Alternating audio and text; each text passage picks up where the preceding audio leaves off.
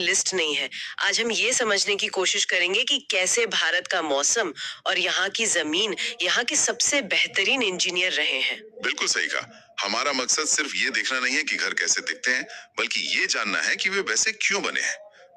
असम के बांस के ऊंचे घरों से लेकर लद्दाख के पत्थर के घरों तक हर डिजाइन के पीछे सदियों का अनुभव और प्रकृति के साथ तालमेल बिठाने की एक गहरी समझ छुपी है। हम कुछ खास तरह के आश्रयों पर भी बात करेंगे जो जमीन पर है ही नहीं, जैसे कि हाउस बोट या जो पूरी तरह से बर्फ से बने हैं। तो चलिए इस दिलचस्प जानकारी को परत दर परत खोलते हैं। शुरुआत करते हैं भारत के एक ऐसे कोने से जहां पानी ही पानी है, असम। यहाँ बहुत ज्यादा बारिश होती है। नोट्स में लिखा है कि घर जमीन से 10 से 12 फीट ऊंचे बनाए जाते हैं। ये तो बहुत ऊंचा है। हाँ, और इसकी वजह सीधी सी है बाढ़। असम में ब्रह्मपुत्र और दूसरी नदियां अक्सर उफान पर रहती है। ये ऊंचाई घर और उसमें रहने वालों को बाढ़ के पानी से सुरक्षित रखती है। ये घर मजबूत बांस के खंभों पर खड़े होते हैं, और सिर्फ ऊंचाई ही नहीं, इनकी बनावट का हर हिस्सा बारिश से निपटने के लिए ही बना है। हम्म। घर के अंदर का हिस्सा लकड़ी का होता है, और सबसे जरूरी है छत। छतें ढालू होती है ना, ताकि पानी रुके नहीं और बह जाए। एकदम सही।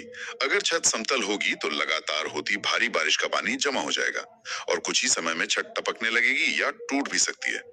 ढालू छत पानी को एक पल भी टिकने नहीं देती। ये एक बहुत ही सरल लेकिन असरदार समाधान है। तो असम की सबसे बड़ी चुनौती है जरूरत से ज्यादा पानी। अब यहाँ से एक ऐसी जगह चलते हैं जहाँ पानी एक अलग रूप में चुनौती बनता है, बर्फ। मेरा मतलब है मनाली।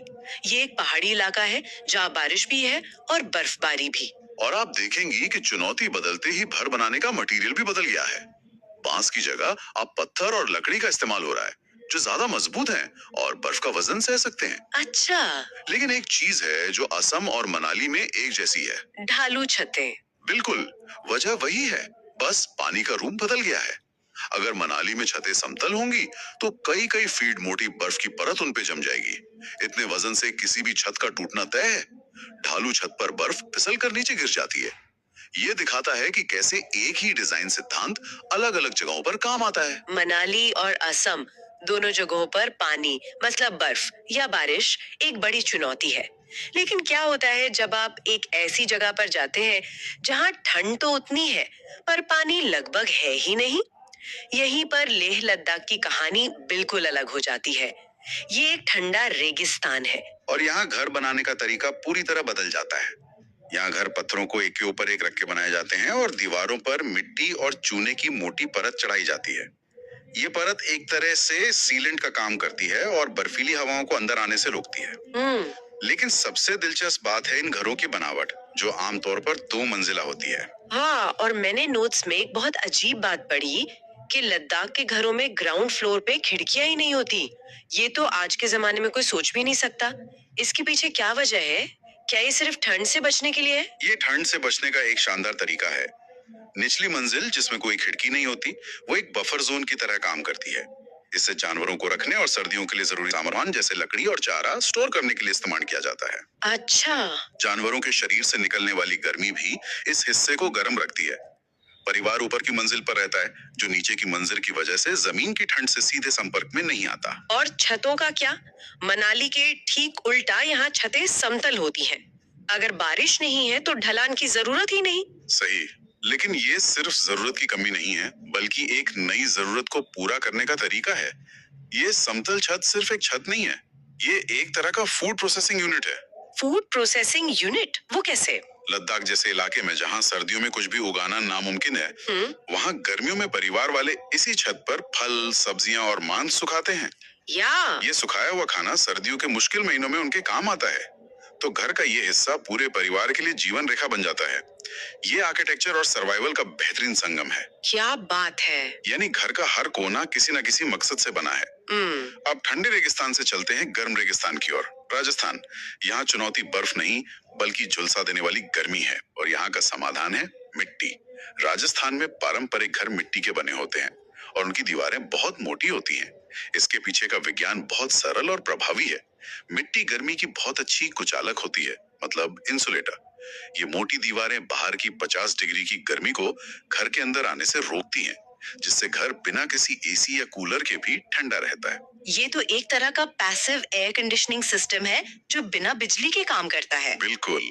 आज जब हम सस्टेनेबल और ग्रीन बिल्डिंग की बात करते हैं, तो इसका जवाब सदियों से राजस्थान के गांवों में मौजूद है। और यहाँ की छतें भी खास होती हैं, जो कटीली झाड़ियों और लकड़ी से बनी होती हैं। ये भी गर्मी को रोकने में मदद करती हैं। ये सुनने में तो बहुत प्रभावी लगता है, लेकिन क्या बारिश के मौसम में इन घरों को कोई खतरा नहीं होता? मिट्टी की दीवारें पानी में गल नहीं जाती? पर मिट्टी और गोबर से लीपा जाता है। ये लिपाई न सिर्फ घर को सुंदर बनाती है, बल्कि पानी से बचाने वाली एक परत का भी काम करती है और दीवारों को मजबूत रखती है। ये एक तरह का प्राकृतिक मेंटेनेंस है। अब चलते हैं कश्मीर। कश्मीर की बात होती है तो हाउस बोट्स और शिकारा याद आते हैं, लेकिन वहाँ के पारंपरिक घरों के अंदर की कारीगरी के बारे में कम लोग जानते हैं।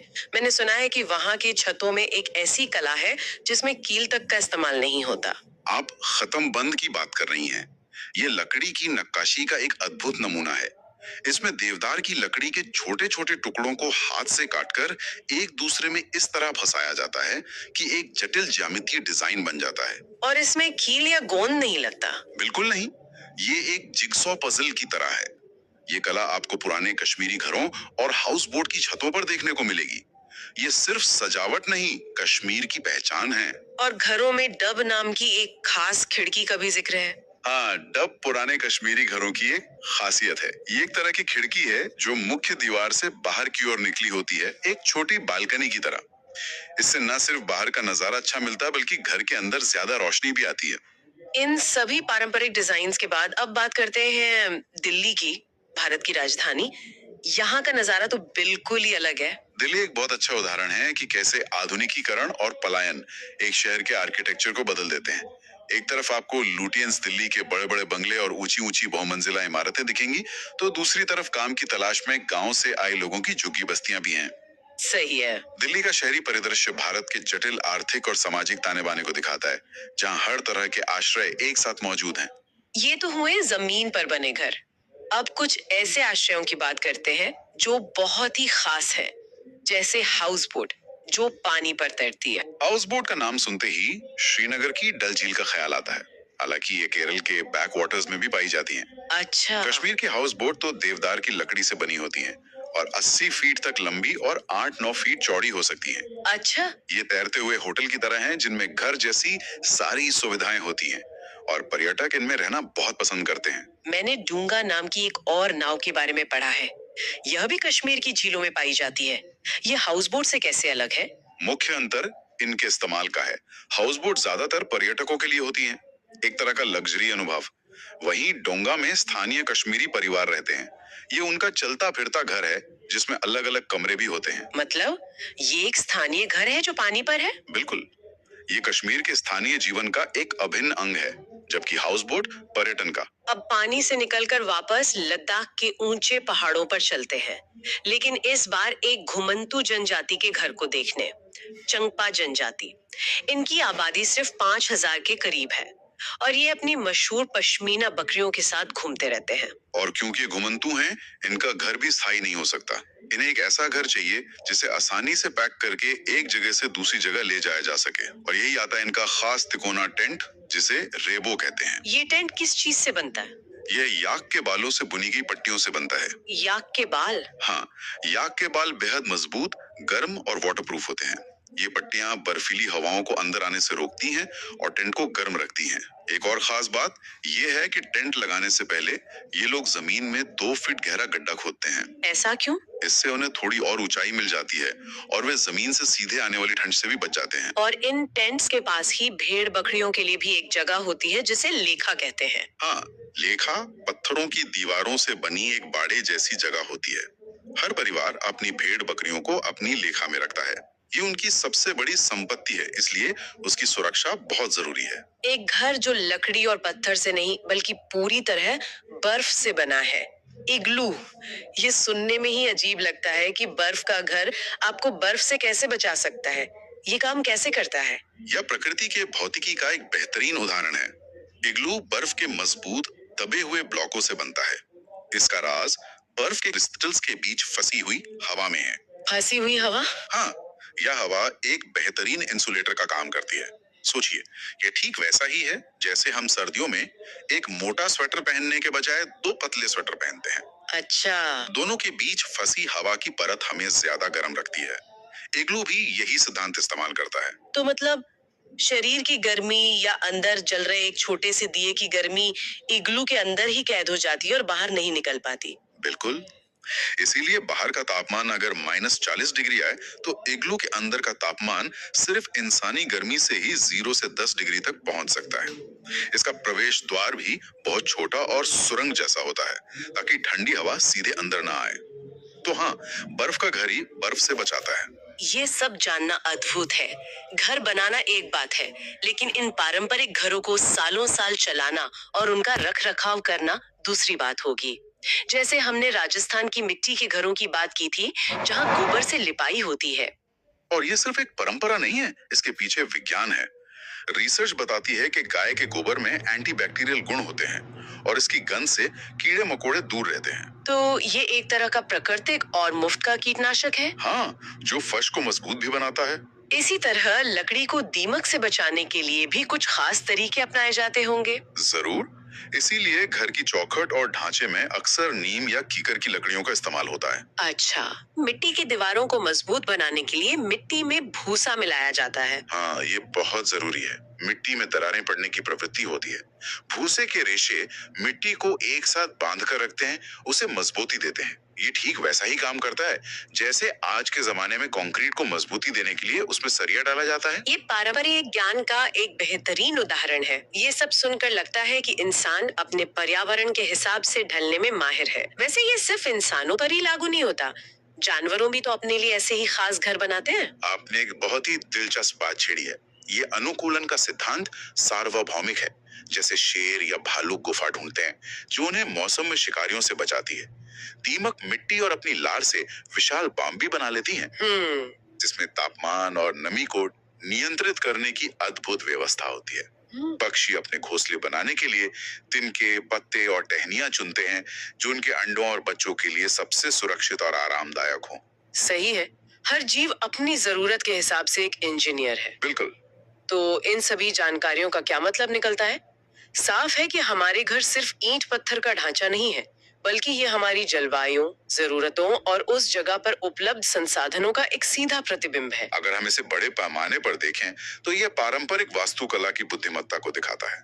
हर घर अपने पर्यावरण के साथ पूरी तरह से तालमेल में है, चाहे वो राजस्थान की गर्मी से बचाने वाली मोटी मिट्टी की दीवारें हों या मनाली में बर्फ को गिराने वाली ढलान वाली छत। सही। ये डिजाइन किसी एक आर्किटेक्ट ने नहीं, बल्कि पीढ़ियों के सामूहिक अनुभव और समझ ने विकसित किए हैं। यह हमें सोचने पर मजबूर करता है। जैसे जैसे आधुनिक सीमेंट और शीशे के घर हर जगह एक जैसे बनते जा रहे हैं, क्या हम पर्यावरण के अनुकूल घर बनाने की इस पारंपरिक और स्थानीय समझ को कहीं पीछे छोड़ रहे हैं? एक ही डिजाइन का घर दिल्ली की गर्मी और लद्दाख की सर्दी दोनों में कैसे आरामदायक हो सकता है? और यही आज का सबसे बड़ा सवाल है। ये हमें एक जरूरी मुद्दे पर सोचने के लिए छोड़ जाता है। भविष्य के सस्टेनेबल और पर्यावरण अनुकूल घरों के लिए हम इन पुराने और समय के साथ परखे हुए तरीकों से क्या सबक सीख सकते हैं? शायद जवाब आगे देखने में नहीं, बल्कि अपनी जड़ों की ओर वापस देखने में छिपा है। अगला टॉपिक है यात्रा। आज हम यात्रा से जुड़े कई महत्वपूर्ण पहलुओं पर बात करेंगे जी। और ये सारे पॉइंट्स, मतलब जो भी हम डिस्कस करेंगे, वो सीटेट जैसे कॉम्पिटिटिव एग्जाम्स के लिए बहुत जरूरी है। बिल्कुल। हमारे पास जो नोट्स हैं उनमें अंतरिक्ष यात्रा है, पर्वतारोहण है, रेलवे टिकट की जानकारी, गाड़ियां और ईंधन भी है। हाँ, और ऐतिहासिक किले, नक्शे, मतलब काफी कुछ है। तो चलिए इसे समझना शुरू करते हैं। जरूर। तो सबसे पहले बात करते हैं अंतरिक्ष के सफर की। हमारे नोट्स में 2 अंतरिक्ष यात्रियों का जिक्र है। पहली है सुनीता विलियम्स। सुनीता विलियम्स। ये भारतीय मूल की दूसरी महिला अंतरिक्ष यात्री थी और इनके नाम एक रिकॉर्ड भी था अंतरिक्ष में सबसे लंबे समय तक रहने का। हाँ, 6 महीने से भी ज्यादा, जो उस समय एक बहुत बड़ा रिकॉर्ड था। और कहते हैं कि वो कल्पना चावला के अधूरे सपने को पूरा करने गई थी। जी।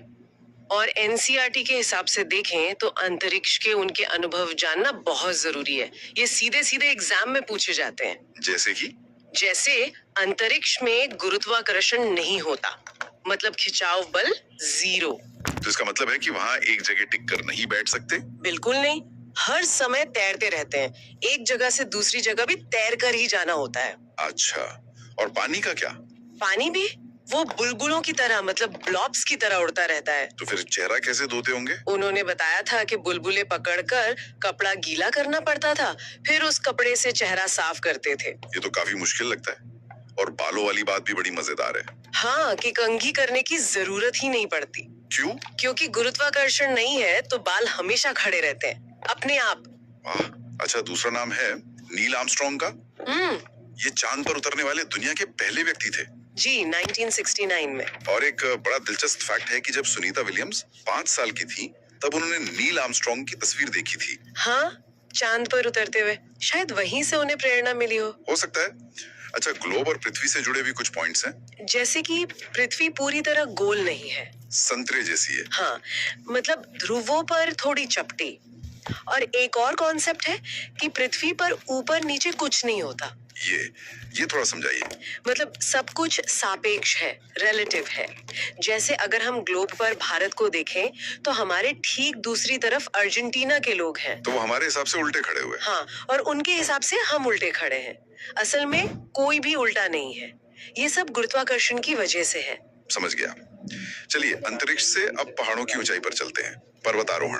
और यहाँ मुख्य फोकस है बछेंद्री पाल पर। माउंट एवरेस्ट पर चढ़ने वाली पहली भारतीय महिला और दुनिया की 5वीं महिला। वो उत्तराखंड के गढ़वाल के नाकुरी गांव से थी ना? जी बिल्कुल, और उनकी गाइड का नाम था ब्रिगेडियर ज्ञान सिंह। उन्होंने ट्रेनिंग कहाँ से ली थी? Nehru institute of mountaineering, Uttarkashi से। और वो तारीख और समय बहुत महत्वपूर्ण है। हाँ, बहुत।